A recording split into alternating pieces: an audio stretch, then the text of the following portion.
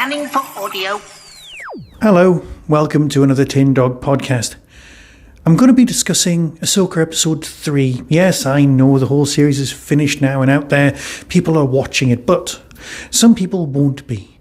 And if you're watching it along with me at a kind of relaxed pace, then that's fine. That's what we're here for. I know that in order to get the clicks and the views and the downloads, I should be watching an episode the day it comes out and then throwing myself into it and then reviewing it and then taking it apart piece by piece. And you know what? Let's just do that for Doctor Who, shall we? I think we're about a month away from Doctor Who being on TV. Brand new David Tennant-y Doctor Who. And that's nice. So Ahsoka should keep me going until then. Right, that and of course The Changeling on Apple TV. Now that's a scary show. So, Ahsoka, episode 3. You watch it, you walk away and you think, not a lot happened, did it? There were some whales. Yay, space whales. That can't just be it, can it? Some space whales? But then you think, no. There was some definite stuff. There was some plot progression. It just felt terribly slow. It didn't feel as slow as Andor. Andor felt like watching paint dry. An edited version of that would work. Obi-Wan worked better in hindsight than it felt at the time. But obviously, for me, it's always going to be Mandalorian that, works best. I don't know if there's going to be some Mando or some Grogu turn up at some point because I've stayed away from spoilers.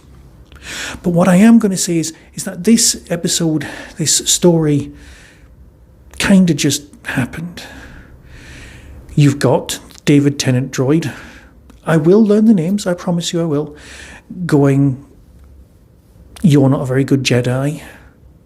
As I said last time, it feels like new Star Wars is very much about be what you want to be, not what you're naturally trained for or what your society tells you should be. The Mandalorian wants to be a Jedi. The natural Jedi, that is Grogu, wants to be a Mandalorian. One Mandalorian who wasn't born on Mando wants to be a better Mandalorian than everyone else. Everyone wants to be something different. And let's face it, Boba Fett is basically Jango, but anyway, that's not important. What is important is this particular story, okay? That's what we're here to discuss. It can't just be space whales. It's got some politics. Yes. Goggles woman. She turns up and goes, hey, Mon Mothma, can we send in a big platoon of people? And Mon Mothma's mates go, no. And you feel like that's the sort of thing that would happen in Doctor Who. Have we got the budget for that? Not really. Okay then, here's 2 blokes in a cardboard cutout spaceship. And then emo girl flies after them. There's a dogfight with very little worry because you go, hey, there's some people here you've not seen before. Their spaceships are going to get destroyed. And they do. There's a dogfight. All right, it's one of the best dogfights you've seen in Star Wars in modern times, and the fact that Ahsoka leaves the spaceship, puts on her Star Trek-style gravity boots and hangs around outside with a space helmet. This is the first time you've seen a space helmet in Star Wars of someone leaving a spaceship and going outside and space actually being space, rather than just an extension of somebody's atmosphere and being treated the same. Yes, I know the spaceships make a noise when you fly past, and they shouldn't, but it's Star Wars. It's not based in that level of reality. It's got space wizards. Oh my god, the internet's gone mental. People calling Jedi space wizards. They're called that in the actual films, in the TV series. It's fine. People even call them laser swords, not lightsabers, in the movies. We need to accept this. So there's a training sequence. Ooh, that's about as exciting as the one in Star Wars. Good against remotes is one thing, but good against the audience, that's another. I'm down on this, and I shouldn't be, because I know it's going somewhere exciting. And I know for a start that Rebels is very good. And this is basically the live-action version of Rebels, so I'm giving it a lot of leeway. Chopper's brilliant, but I'm here for the droids.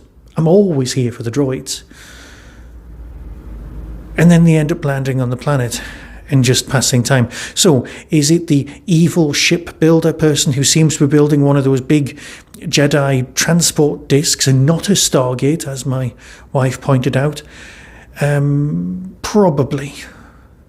If person who they're trying to rescue, who apparently is a giant smurf in another galaxy, oh my god, it's like Doctor Who all over again. It's the 1960s. Let's call star systems galaxies and just go for it. Their concept of distance between places is weird, but that's fine. This is Star Wars. I need to accept that.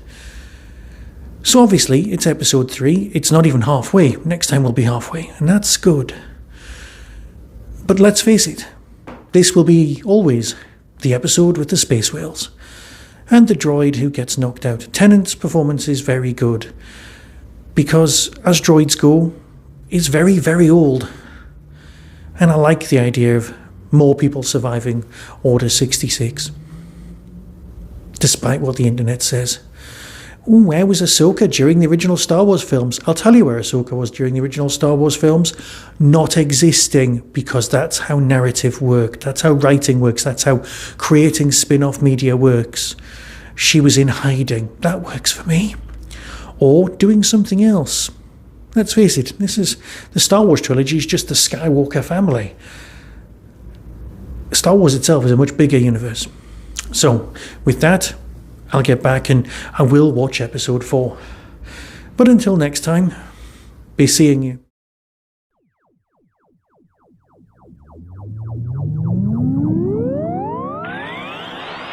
That was the Tin Dog Podcast. Everything discussed is the intellectual property of others. No infringement is intended. For early access to reviews, follow the show on YouTube or Twitter @Tin Dog Podcast.